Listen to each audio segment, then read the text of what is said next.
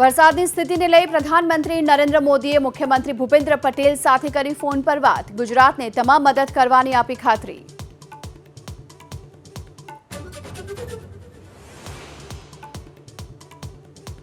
ભારે વરસાદથી ઓખા જામનગર હાઈવે પર પાણી ભરાતા કાર ફસાઈ તો રાજકોટના ખિલોરી ગામે કાર તણાઈ. રેસ્ક્યુ ઓપરેશન શરૂ. જામનગરમાં પાણીના પ્રવાહમાં તણાયો ટ્રક.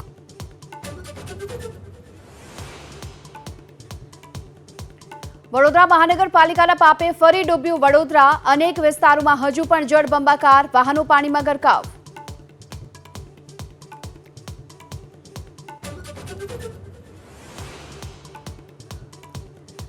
ચોવીસ કલાકમાં 15.5 ઇંચ વરસાદથી જામનગરમાં જળપ્રલય. નારણનગરમાં 250 મકાન પાણીમાં ગરકાવ. Patel park society જળમગ્ન.